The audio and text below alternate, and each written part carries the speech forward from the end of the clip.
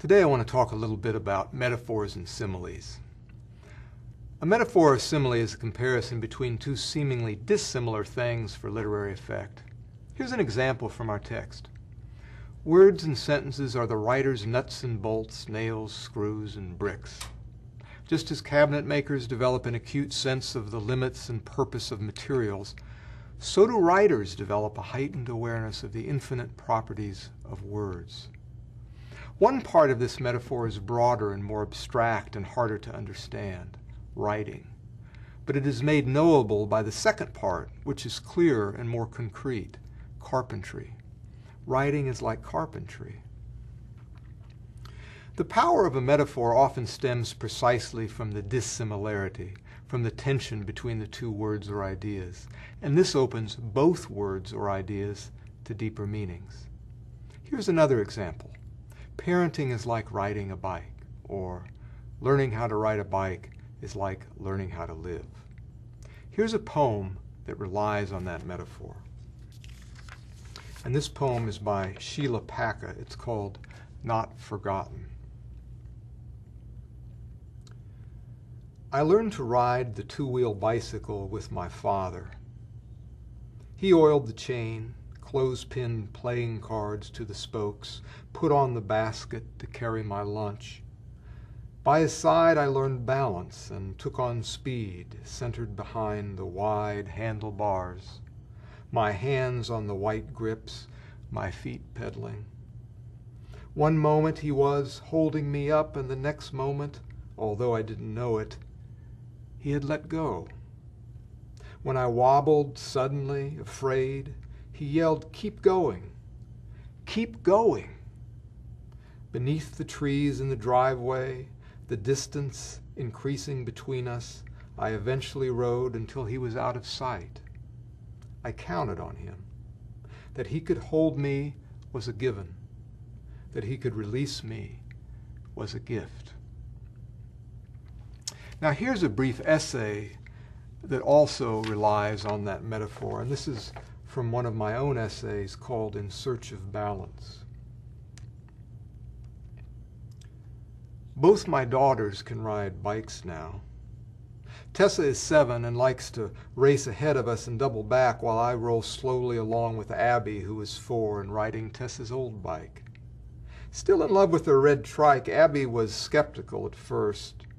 She was both excited and afraid of the hand-me-down two-wheeler. It was a little too big for her, the seat a little too high, even in its lowest position. The gritty bearings made pedaling difficult, and the training wheels were rust-locked, a bit out of position. When I first lifted her onto the seat and she tried to pedal, she became worried. It was too tippy. Determined, she got back on and practiced, and as she slowly cranked the wheels forward, she began to learn how to lean away from the tilts of the old bike. She soon found her balance. That night at supper, Tessa recalled her own fear when she first rode a two-wheeler. Like Abby, she didn't trust that the training wheels would catch her, but what I remember is when she took the training wheels off. Over and over, I sprinted behind Tessa down the path with my hand on the small of her back as she pedaled and coasted and wobbled and dipped. It was awkward because I was both slightly pushing her forward and trying to hold her up, wanting to both keep her going and keep her from falling. As I panted along behind, I encouraged her and reiterated 2 instructions. Keep the handlebars straight, and don't shift your butt in the seat. Her face was screwed so tightly in concentration that I don't know if she heard. She was listening more to her body, to what it knew about balance, to what it feels like to roll upright into the wind on 2 thin rubber tires in spite of gravity. Seeing her confusion, I stopped talking other than an occasional, "You're doing great." She didn't say a word the first few attempts, though when she finally fell in the dirt, she looked up at me like I'd let her down. I consoled her, inspected her scrapes, and then said what my dad had said. "Get right back on. You can do it." After a half-dozen more attempts, she could nearly balance herself. Then she began to say it. The same thing I said to my dad. Let go. Let go.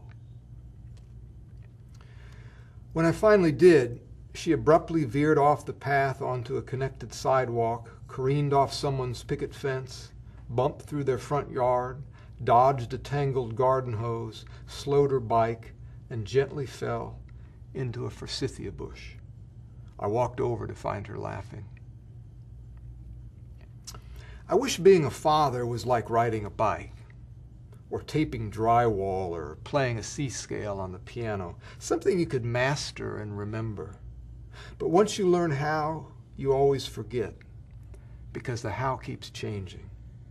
Coasting is rare. Pedaling uphill into the wind isn't. Fatigue grows into a roaring tantrum. Scissors are the only solution to a grape bubblegum hairball. It's 5 minutes too late to replace the permanent set of markers with the washable ones.